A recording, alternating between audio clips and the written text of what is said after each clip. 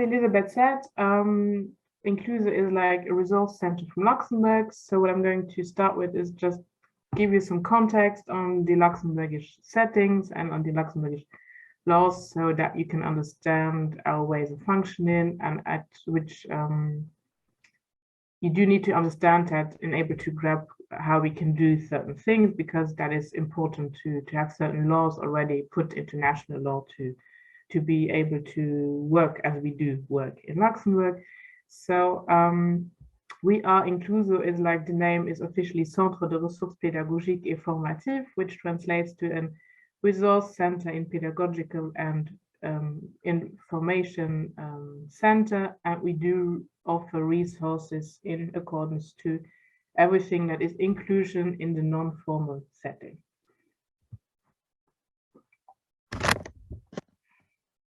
So as we said, I'm from the UPM. Incluso is a service from the UPM. I'm just going to say 2 words regarding UPM, if you do not know it already, because I saw there are lots of different people from different countries. UPM was like created in 1967 by a group of concerned parents who didn't find any offers for their children with disabilities. So it actually was, the idea was to say, we need something, we need schools, we need working places for persons with disability, and there was nothing there. So it was like the parents who took the initiative to create something.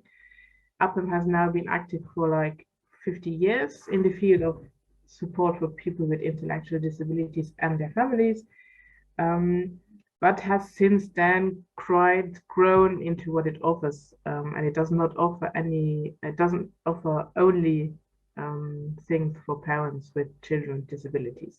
As we're going to see, the Centre de Ressources Incluso does offer a national offers for the whole country and does not focus just on the families that are with UPM.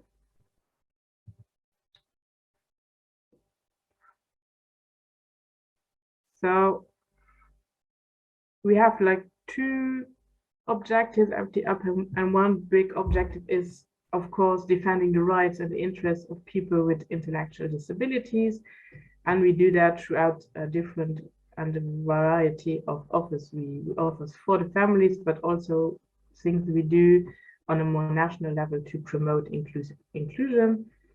And we do manage various structures and services covering the whole lifespan of a person. As I said, I'm not going to go into depth at the UPM because I could talk about that for years, but it's about Incluso. Okay, but just a few more words. So we do have a few inclusive childcare services we offer. I'm going to say why we do that afterwards. We have home care assistance, so that was like if your child has a disability and needs some form of therapy at home, we do offer that. We also offer, this is named Service de Garde. It means that the parents can get some form of, have a few hours of time out where they do not need to focus on their children, so they can rest a bit. So we do offer that too. We have a variety of support services for family, for every question they have, for fears they have exchange groups of parents, so we do all of that. And then we have some daycare structures for them. So this is the non-formal education structures. We do have it's called creche, so it's like for the small children from 0 to 4, and UPM has 2 of those structures. They are called Cocopelli and Topolino. And we do have those structures not because we wanted to have them to have more and more clients, but we have those to show that inclusion is possible. You can do that. You can have day structures that welcomes every child, and we wanted to show on a national level that this is possible. So our objective of the UPM is not to put into place more and more of those structures, but we have those 2, the Cocopelli and the Topolino, as a means to multiply those offers in on a national basis, but we do not want to create more of those for ourselves. I don't know if this is clear. So the idea is to have two of those structures and to show it is possible and how can we make it possible for everybody else. Then we have some residential facilities at the upper, and of course we have those structures where they can train you to have some kind of work afterwards. And we do have innovative skills centers for professionals, of which one is then the Incluso. Yeah, so I hope my English is fine. You can follow.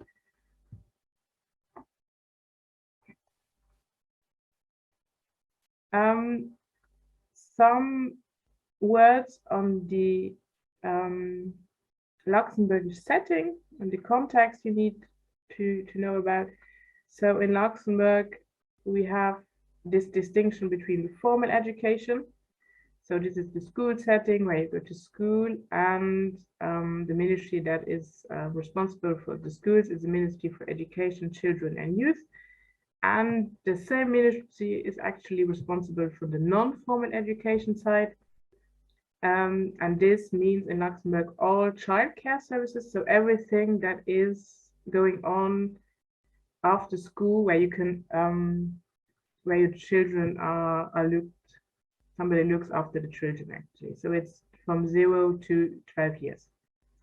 So every parent who works in Luxembourg can enroll its child in a crèche that is 0 to 4, or the 4 to 12 setting is called Maison Relais.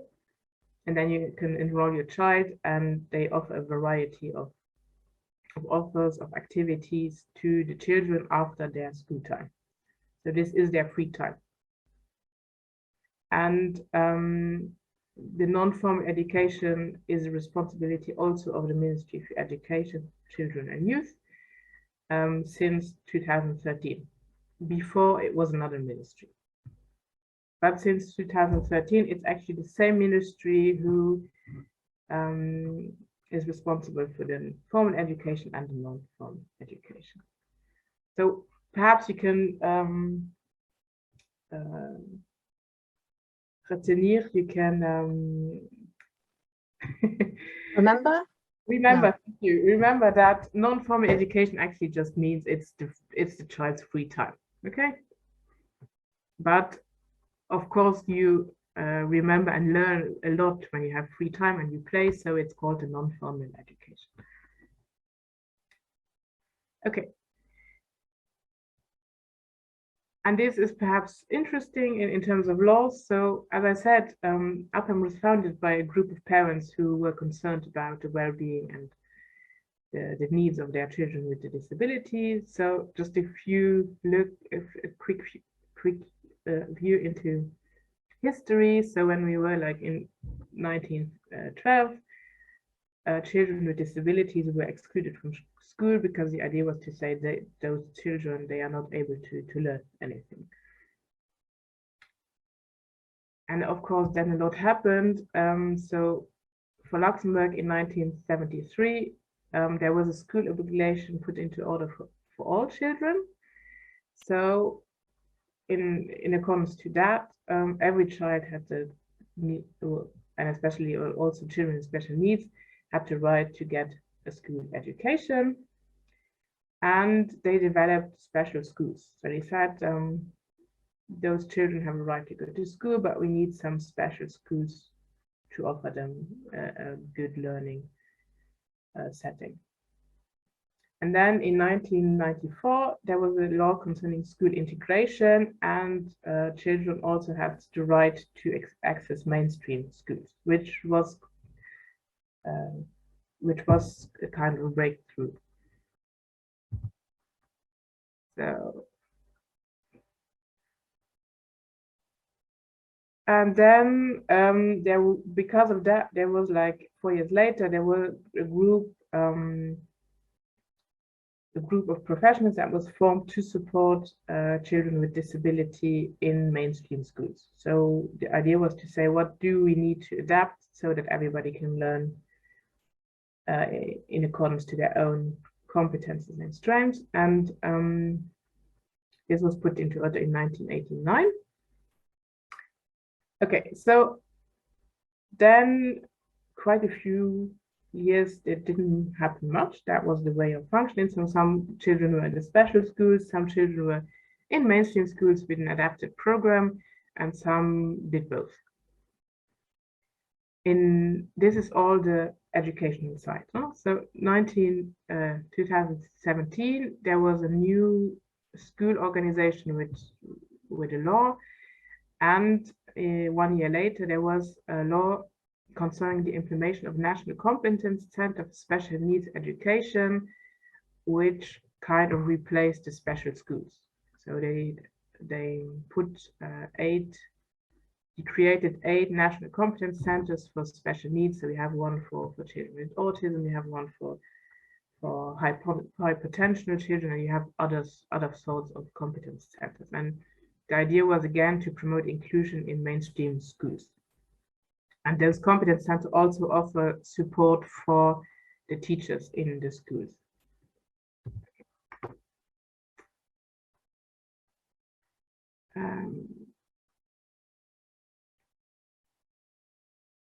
So in the non-formal education sector, which is our sector, Incluso sector,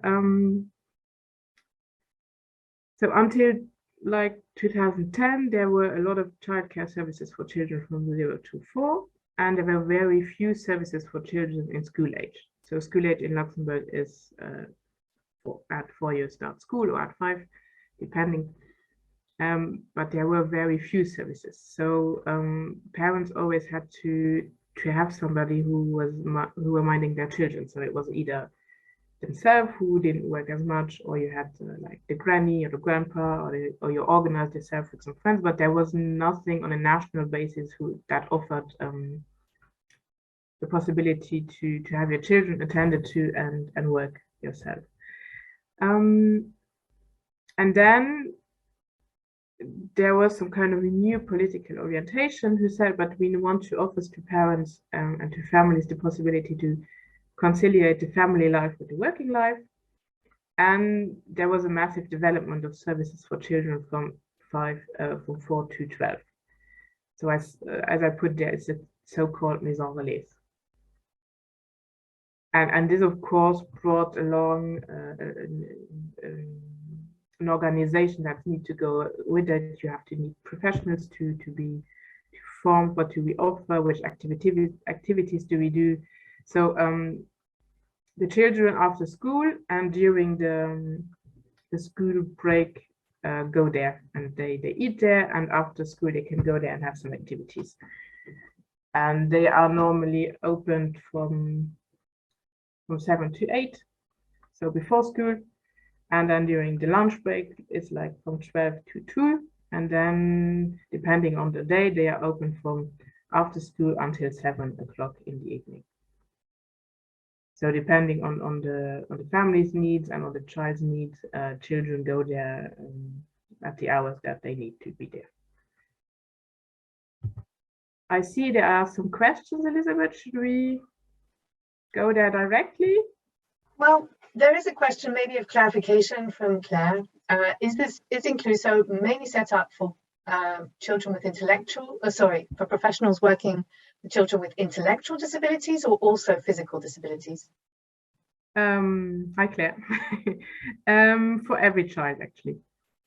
So yes, to both, but we offer support for the professionals when they have questions to every child. Perhaps for us, inclusion means how can we welcome every child? So we do offer help for professionals in regards to every child. I hope this clarifies it, Claire. Yeah, I think it's definitely helpful. Thanks. Another question there? No, nothing. Go for it. Okay. Okay, but that was a nice question, Claire, because of course we as Incluso, we come from the upper and the development in Luxembourg, and it started, of course, with children with a disability, intellectual disability, and that's but we have come a long way. So those maisons relais and crèches, they functioned as a way of inclusion. They had like financial resources to recruit additional staff when a child with special needs was attending the service, the maison relais or the crèche. And that was the ministry who offered those financial resources. The main disadvantage of this system was that you demanded like financial resources and recruitment for additional staff on behalf of one child. So you said, for example, I have a child who has Down syndrome and we need more stuff because he has Down syndrome. And then you got those financial resources to recruit additional staff. And then one disadvantage that came from that was that, of course, when you recruit some additional staff, that stuff was like glued to that child.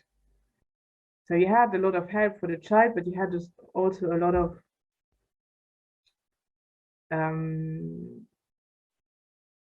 barriers for the development of autonomy of that child, because you had always one who was with the child, and the child was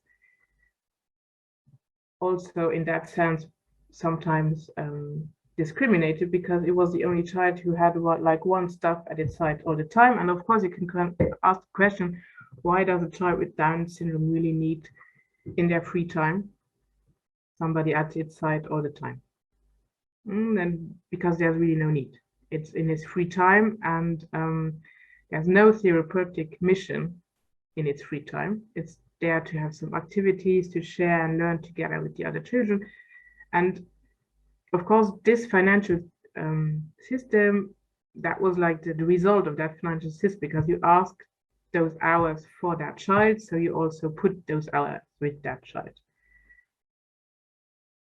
And because this was not really inclusive, it was meant well, but because you asked for that child, there was a lot of disadvantages. There were a lot of benefits too, but there was a lot of disadvantages, and this was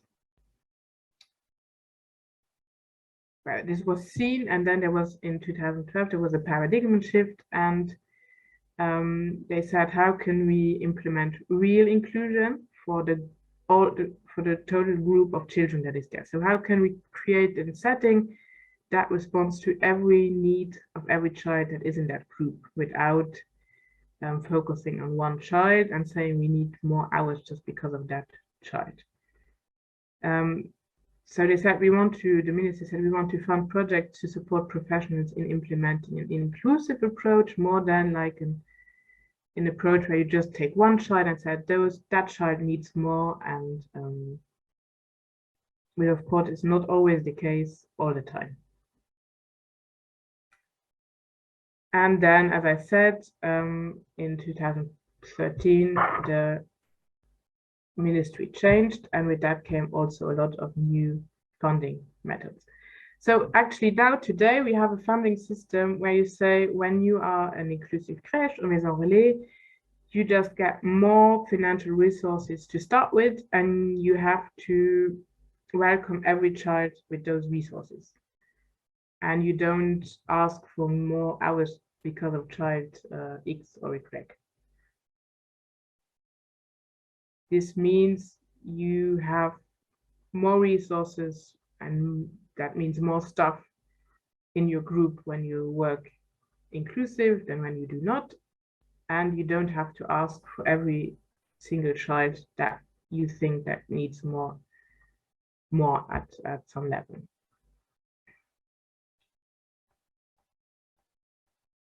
Okay, and as I said, because those maison relais were put into place and the ministry changed, the ministry in 2017 said we need to have a national framework for non-formal education that defines what are the missions of the maison relais and the crèches, do they need to do, and how do we guarantee some quality in what they do? Because before that, there was not really some sort of quality management going on.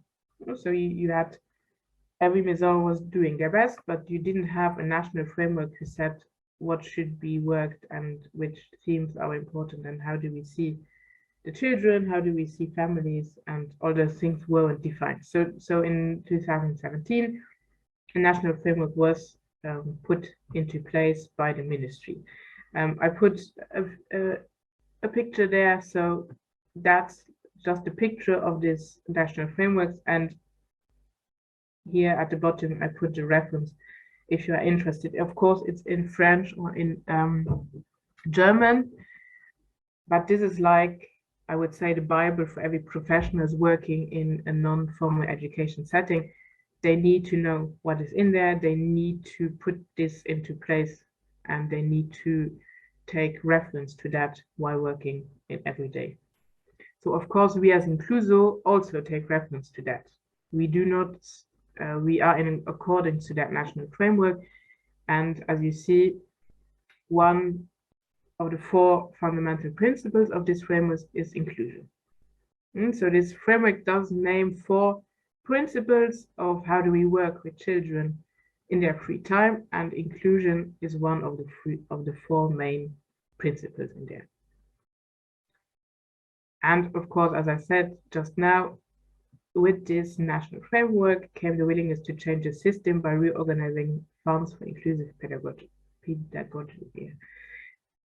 which means not the single child is funded, not the situation of the handicap is funded, not the deficiency is funded, but what is funded is to say, we welcome every child that lives in our community, and we have the funds to do that. Which of course has also gives has other advantages than saying we just get money if one single child comes with a deficiency. And the national framework also said, of course, we need to support childcare services that will accommodate all children and all families. So to come back to Claire's question, as the national framework says this, and as for inclusion, this means inclusion, how can we welcome every child that lives in a certain city or a certain town or a certain area where that means that. So you can be very inclusive without having any child with an intellectual disability or physical disability. You can still be very inclusive in your approach, and you need to be, because this is in the national framework. The national framework, to repeat, is a quality standard that you have to apply to you. It's not a choice. As a maison relais, as a crèche, you need to put this into order.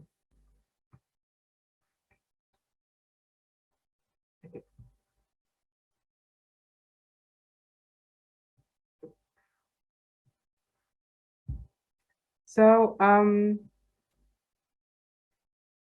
the fundamental question was, how do we develop and promote inclusion in childcare services? Because the one thing is to have like the law, the national frameworks who dictates you to do so, but this does not mean that you are able to do this. Because this is challenging for a lot of professionals, and they are rightly so, it is rightly so challenging because it is not a small task. And we as UPAM questions ourselves as do we want to multiply our offers? Like I said, we have 2 crèches, the Cocopelli and the Topolino, or do we want to be a multiplier? And so we decided, of course, to be a multiplier, to take those things that we learned in our crèches, in our non-formal education settings, and to say, we learned a lot, our professionals learned a lot, we have a lot to share, and we want to share that on a national level, and we want to show people that this is possible. You don't need to be UPAM to be able to make an inclusive crèche or maison relais. And this is why I said we have those two CREs, but we do not want to multiply our offers. We want to take it outside and really multiply. And so the idea was in UPM to say, okay, if we want to be a multiplier, how we are going to do that? So what we did was we said, okay, first step of being a multiplier is to train, of course, the professionals in the CREs and the Maison Vallée.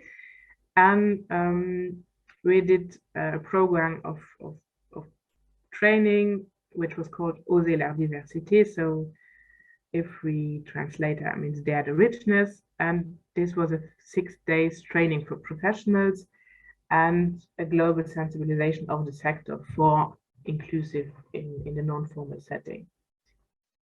And this was put into order with the UFAB, which is our intern organization for training at the UPM. And this training took place from 2011 until 2014. And then the second step was to say,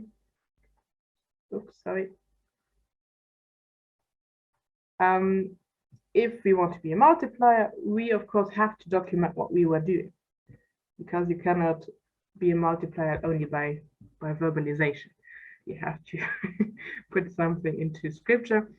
And then we published this best practice brochure publication, which documented the analysis of the inclusive practices of the childcare services Topolino, which I talked about, because Topolino was the first we had.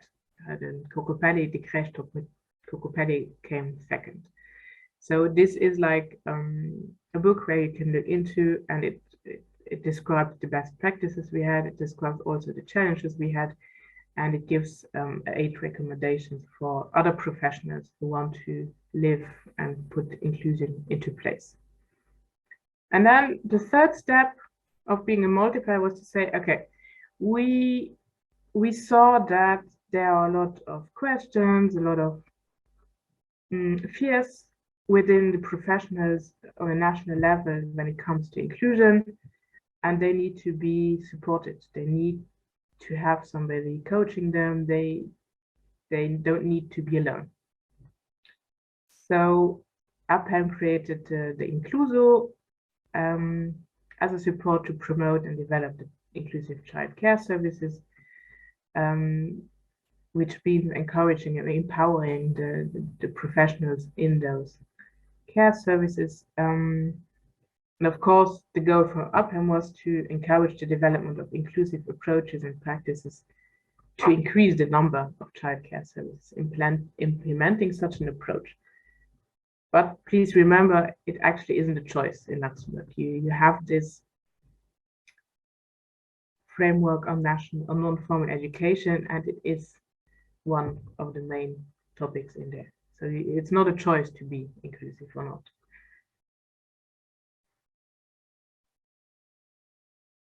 But it perhaps there needs a specification. This national framework comes with a system of financing which allows it's called check service, and it's like a financial service that you, as parents, you pay the hours where the children are in the crèche and Maison Relais at a certain percentage of what you earn. So it's like if you earn less, you pay less. If you earn more, you pay more, and so on. And as a Maison Relais, as a structure of non-formal education, you attend to this. You are part of this financial system. And if you want to be part of that financial system, you have to put into place the non-formal education framework.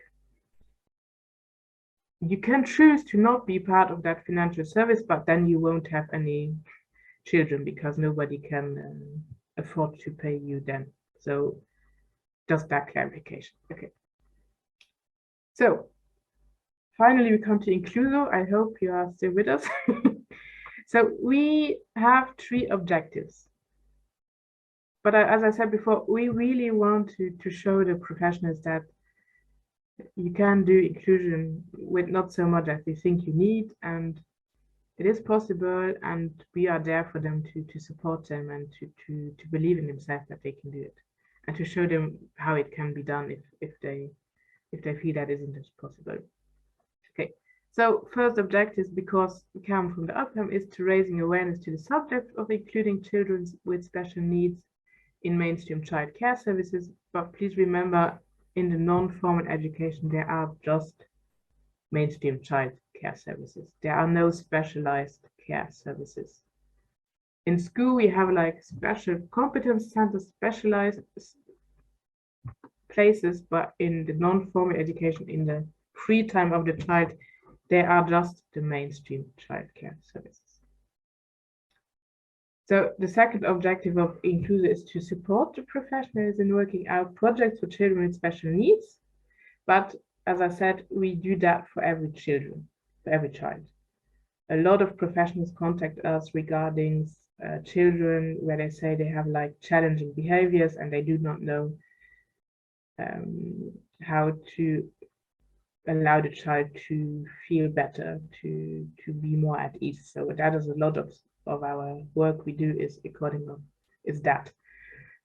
And our third objective is to say, well, we want to empower those professionals. So we want to develop the skills of those professionals and that they feel and they are able to meet the needs of children with disabilities in an inclusive setting. But I said before, as to every child, okay? How do they meet the needs of every child that is part of their group? Okay, I'm just going to have a look at the time. Okay. You're doing absolutely fine for time, so please, yeah. Okay. So we are a resource center. So we have, for one thing, we go to the professionals because, as you can imagine, they do not have a lot of free time where they can actually reflect upon things or think about things. For the petite enfance, for the small children, even less so because they are all the time. So if you want to work with professionals in 0 to 4, you have to go there in the evening, or they really have to organize themselves that somebody else is in the group because the children are there all the time.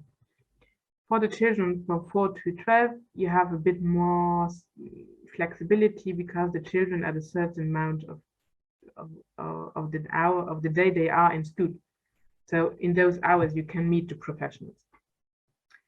So we go to them because this is easier for them, and we can be there when they are ready, and then we stay 1 hour or for 90 minutes, and then we go away, and they can continue to work. So we are like, a lot of what we do is like actually in-house. We do it with them in their setting.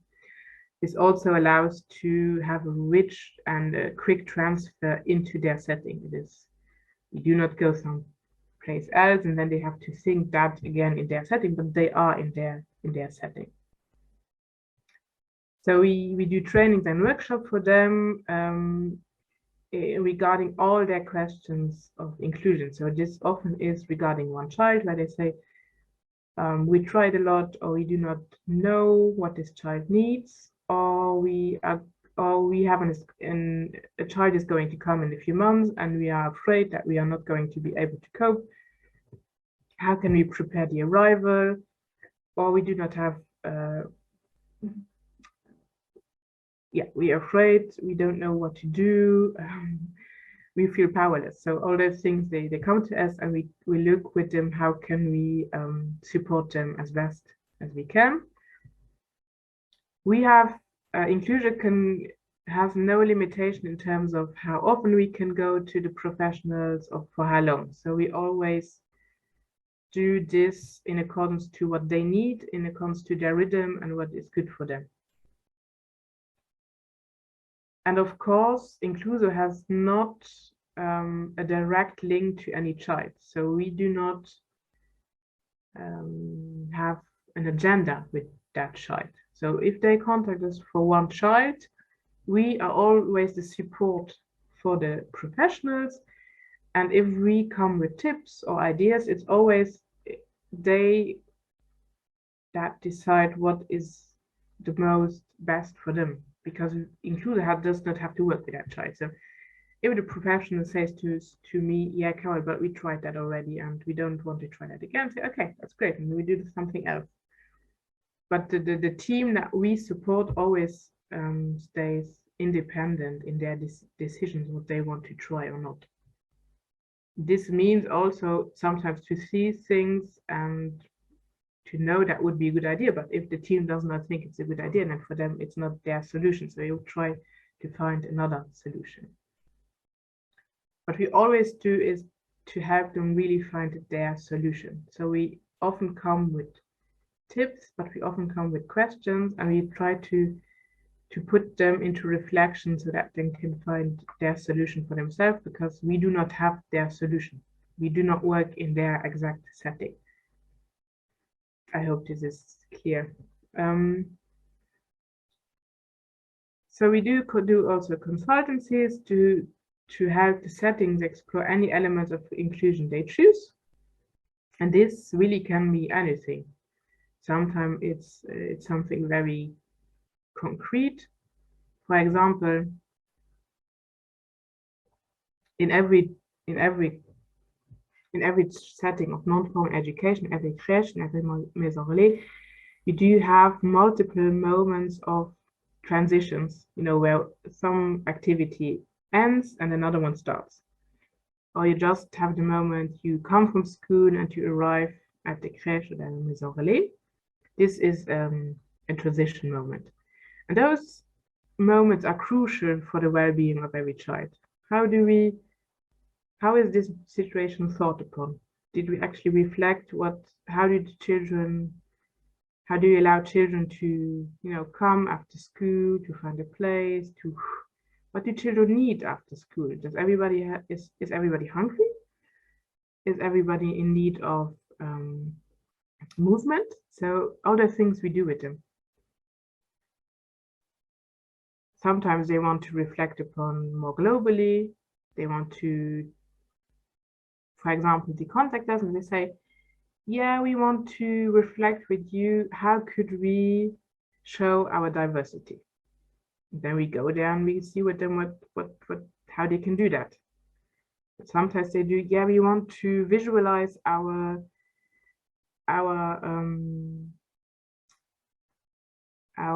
how do you say that in English? Le déroulement de la journée and the course of their day, the daily lives. Yeah, the structure of the temporal structure of the day. Mm-hmm. How do we visualize that? What is a good visualization? Where do we have to put it so that children can see it? How do children read? Do we use photos? Do we use pictograms? So all the things we can do with them too. So it's really up to what the team needs. Yeah, and so basically we support them that the setting can identify to how can we best meet the child's particular requirements in their free time, for accessing the group, for being part of the group, and for being able to participate as who he is.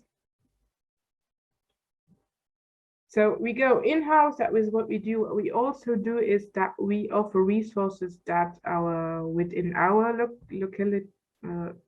They are with us, so they professional can come to us. We have a small bibliothèque, a small we offer books. We offer a library. Yeah, library. Thank you. We offer books. We offer resources. Then come to us and have a look about. And we are here once a week. We offer a permanence, a consultancy where we are there. They don't have to call. They just can come by. Sometimes they come with a question. Sometimes they come because they want to have a look at things. And sometimes they also come because they say, we actually have a lot of knowing now about one topic. What we do not know is how to get that topic into the team. How do we work on that topic with the team? And then we can help them to develop a plan. How can you actually talk about something? How can you get into reflection? How would you do that in a Teams meeting? So we can also do all those sort of things with them. Because what you need to know is that in Luxembourg, every crèche, every maison relais that is in this framework of non-formal education needs to have which is called a référent de l'inclusion, which means they need to have at least one person who is named as a multiplier for inclusion. So this person has missions of being actually a trainer, a multiplier in their team. So this person needs to have the lunette for inclusion. He needs to look, what do we do? What could we do differently? What are perhaps things we need to improve upon? What are we already doing? So a lot of those multipliers come to us and we support them. How can we support? They come to us and we help them to allow to fulfill their role in their structure. Yeah. So this I actually talked about. So we do of course look upon specific cases with them when it's of one child. We can also help them to develop activities to raise the awareness of peers. Where is everybody the same? Where is everybody different? And we also put them into regional networks because they often lack the knowing or the reflex to put themselves into networking with other professionals that do exactly the same. I'm going to try that now, Elizabeth, because I have actually one thing we do at Incluso to show you. So one thing we did is we thought, because we are not so many at Incluso, and we are also there for the whole country, and because some professionals are very, very far and inclusive, and they can do things without us being there. So what we did is we created 4 what we call valisettes pédagogiques. It's like a toolkit or something, no? Yes, but it's actually like a really where you go to the cage to a valise. A suitcase. A suitcase. Yeah, great. Suitcases with 4. They have 4 seams, and in that suitcase, so you can come to Incluso. We give you the suitcase, and you, as a professional team, can just open the suitcase, and there are a lot of different resources in there. There are some books. There are some theoretical introductions to what the theme is.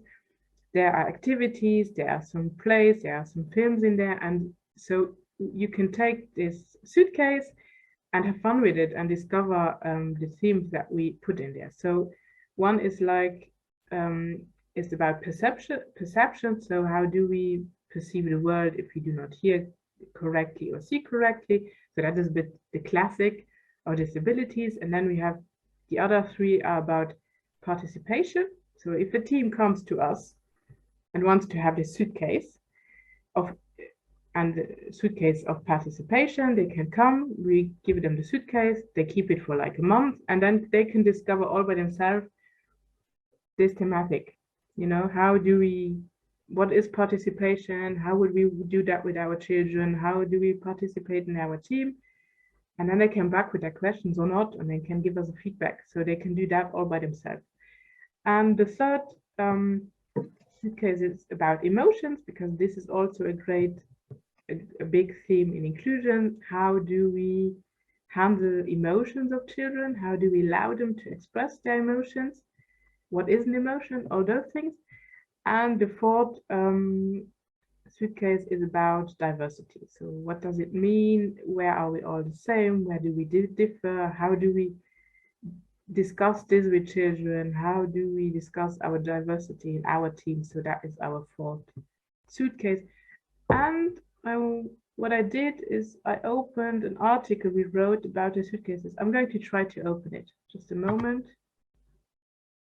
Yeah.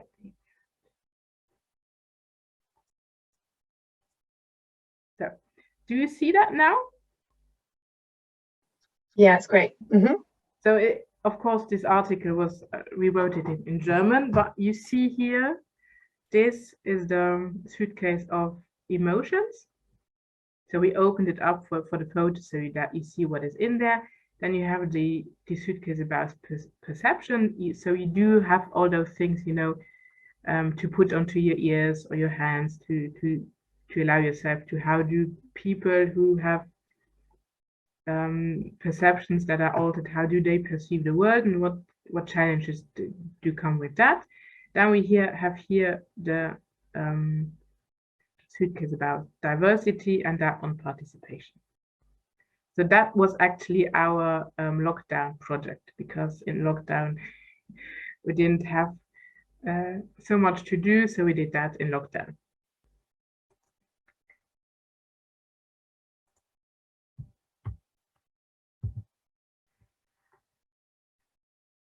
Okay, so as we are a resource center, we also said we need to share the good best practices that are outside, because professionals in those structures, they tend to not do that. Sometimes they are not, they do not have the reflex to say, we do actually do amazing stuff, and some other people could profit from knowing that. You do not have to reinvent everything all the time.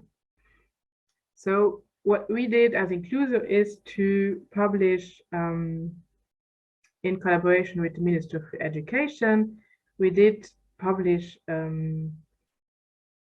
this brochure which helps and which shares how can you put inclusion practically, how can you do that in your crèche or maison relais. And what we did is that we got feedback, we got témoignages, we got everything from those that we know that we supported, and they gave us feedback on how do they do what they do. So it's very practical, and it's not something we wrote in theory, but it is actually a sharing of professionals for professionals. So it does have a theoretical part, and then we have some guidelines for the implementation of an inclusive approach. And for most, we have testimonials of concrete experiences from the field, which is far more valuable than a great theoretical part. Also because inclusion is often something that for humans, for the professionals, is something very, very big. And we wanted to show them that it can be something very, very small, and that you can always start with something. Do not have to do everything. Okay. And then 2017 was also the year for the national framework. We as Incluso were actually experts for the ministry in inclusion in this working group concerning also this framework. And we helped and we gave our input on the national guidelines for inclusive childcare services. And this also strengthens our position as a national competence center for inclusion in the non-formal setting, of course. And then we are actually training the trainers, those multipliers on inclusion that I talked about earlier on. This is a training of 6 days where we see them and we try to prepare them for their role as a multiplier in accordance to what the text says from the ministry. And then we have also put into place like a national platform where all those multipliers can meet a few times in the year in order to be able to share what they do, to share their practices, to share their challenges, how did they defy those challenges and what they do and what do they do not. So again, that they can put themselves into a network. Because I think this is important, I'm going to talk a bit about what are the key messages that we as Incluso give to the professionals working in the non-formal setting. So one of the really most important key messages is to say, in inclusion, we always say it's not the child that is the problem, but it is the setting that needs to be addressed. It is the setting that is the problem. So, of course, that means how do we create a setting in our creche, in our maison relais, that allows to welcoming every child, to see everybody, every needs of every child, and what does that mean for our organization of time, for organization of activities, for organization of communication, for organization of working with families, and all that is. So basically, what does that mean for our pedagogical approach? This is not always very simple for the professionals, but because this means reflecting upon far more than just reflecting upon one single child.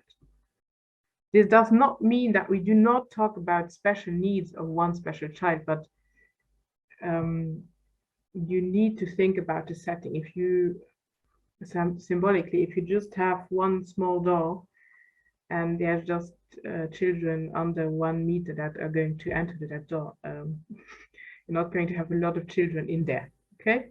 So that is one key message that we give them.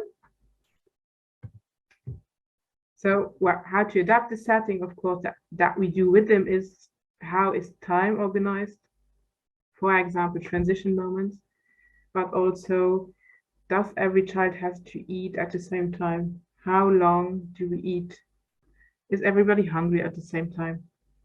How is space organized? What do we have in our rooms? Which materials, which furniture? Do we have enough? Do we have too much? Is it accessible? Is everybody thought upon? Did we not think about certain things? Does space give some,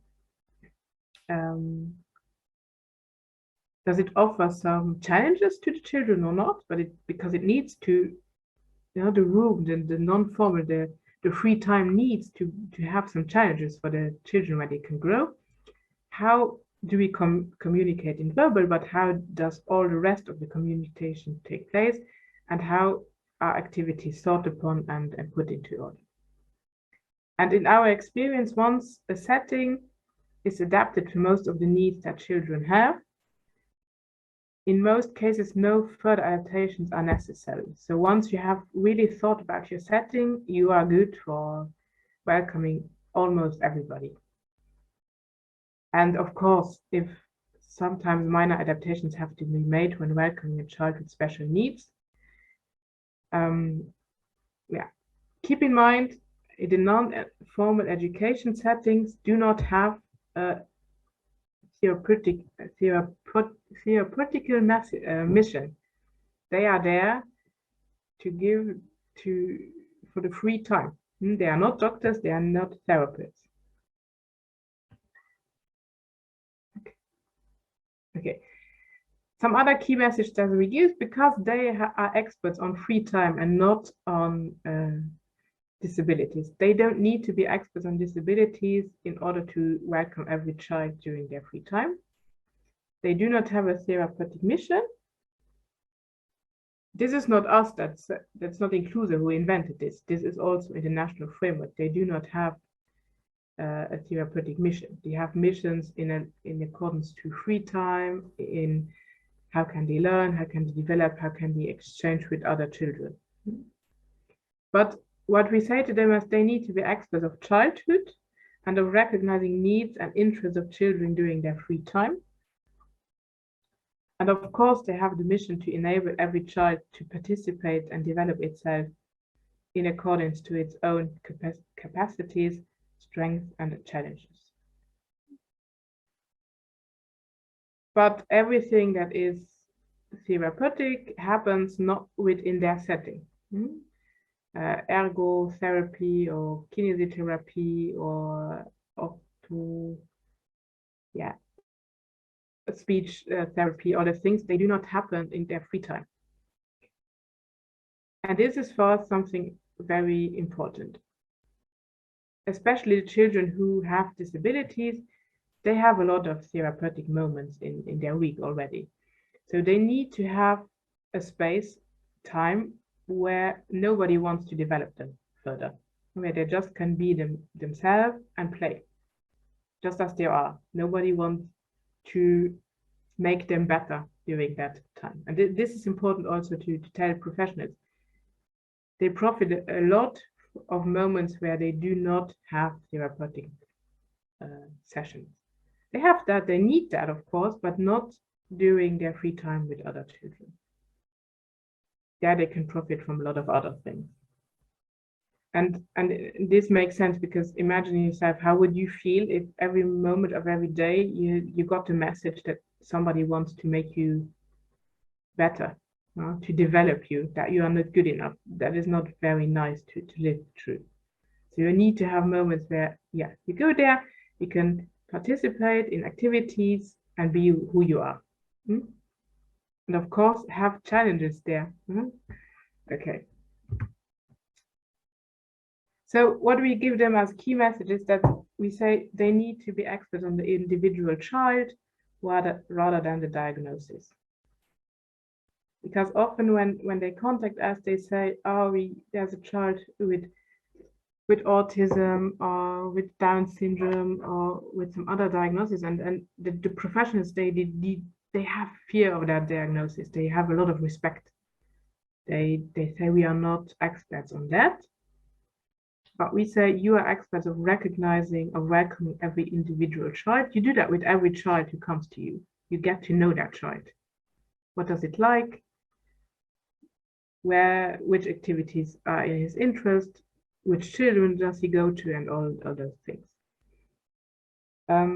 So I put a quote here of Stephen Shaw, who says, there are not two persons with autism exactly alike. If you met one person with autism, you've met one person with autism. So I hope it's clear what I mean with that. It's not that we say the diagnosis is not important, but we say, please do not let the diagnosis blend you of who is that person. So it just in wording, it makes a big difference if I say I have an autistic child, or if I say there is Ben who has autism, because then there's Ben and he has autism, but he is not defined by everything, just by being autistic. Yeah. Yeah. Just to say, should we slowly wrap up? A couple of minutes, is that okay? How many? A couple of minutes? Yeah, I'm just going to show the film and then it's fine. Okay, super. Just to give some time for discussion, but just, yeah, that's it. Okay. So this I just said. The professional needs to be expert of their settings. They do. And they need to be skilled in networking and in finding resources for themselves, which of we are one. So this I'll let you read all by yourself. It relates to the thing that I said, it's not the child who is the problem. So finally, we want to empower the professionals to experience themselves capable of welcoming every child. And yeah, so if we have those few minutes, I really wanted to show you a film which is based on a book from Isabelle Carrier, which is called La Petite Casserole d'Anatole. For those of you who do not speak French, who are not French-based like me, traîner sa petite casserole means everybody has its package to carry, okay? So I'm going to try to show you the film. I'm going to put on automatic generated subtitles in English, but it's very visual. Even without language, I think you're going to understand the meaning of the film. and it shows for us very well what inclusion means in a non-formal educational setting. Okay, here we go. I'm going to try to put the film. It takes a while, but it will get there.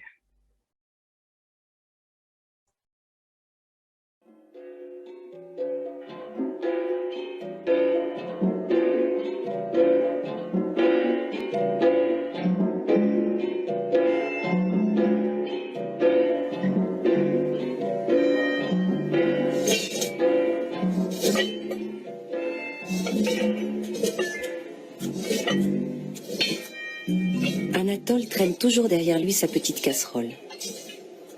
Elle lui est tombée dessus un jour. On ne sait pas très bien pourquoi. À cause de cette petite casserole, Anatole n'est plus tout à fait comme les autres. Il a besoin de beaucoup d'affection. Parfois, c'est presque gênant.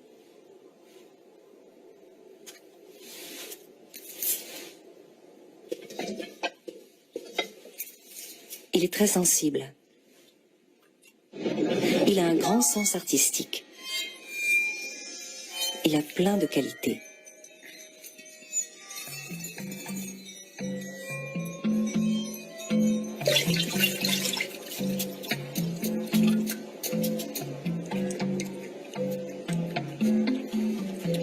Mais souvent, les gens ne voient que cette petite casserole qui traîne partout.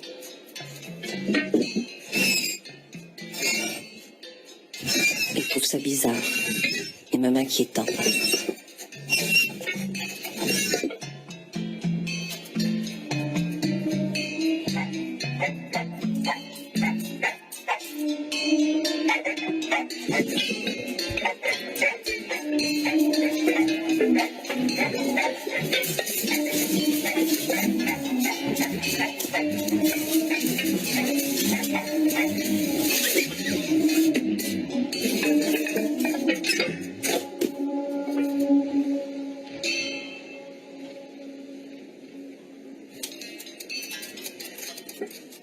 En plus, sa petite casserole lui complique la vie. Peu de gens réalisent qu'Anatole doit faire 2 fois plus d'efforts que les autres pour y arriver.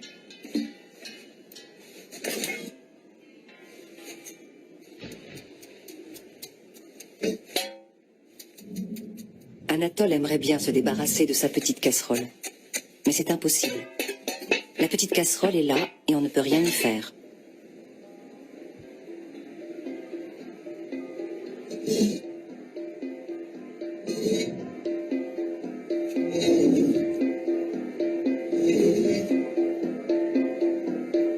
Un jour, il en a plus qu'assez et décide de se cacher. Il reste comme cela longtemps. Peu à peu, les gens l'oublient et on ne lui demande plus rien.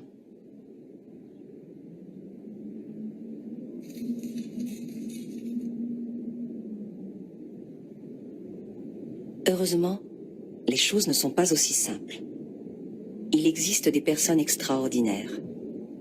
Il suffit d'en croiser une.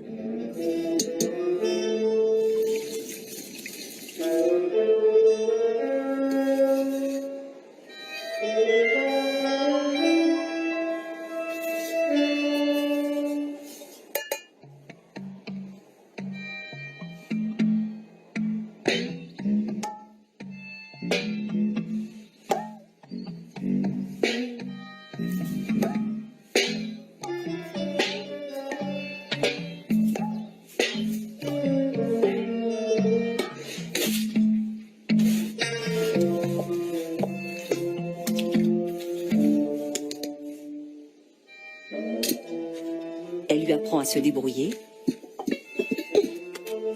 Elle lui confectionne une sacoche pour sa petite casserole.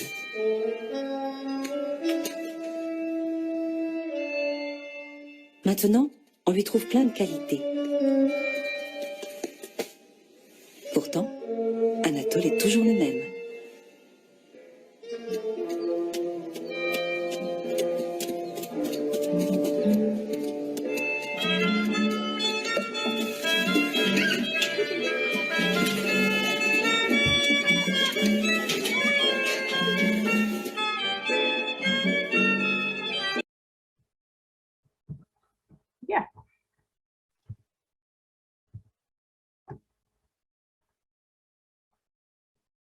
So that was the film. Yeah, some future projects. Yeah, we want to develop digital resources more, and so that the professionals can look at them anytime they want. And of course, we want to continue to develop innovating ways to support those professionals together with those professionals, as we already did and already do at the moment. Yeah. I'm going to skip that because I talked about that, and perhaps just in the non-formal education, we see at the moment increasing numbers of children with special needs in childcare services, as I said, and those structures, they really adapted, and they are welcoming and opening their hearts and their structures for every children, and this is really nice to see. And then I think I'm finished, Elizabeth, with my time. So for the reading, go have a look if you want, but it is always in French or in German, except for the index for inclusion, which is English. And thank you very much. And I'm interested in the questions you have. Yeah, this is a comic from Calvin and Hobbes, which I like a lot. Thank you, Caroline. That was really great.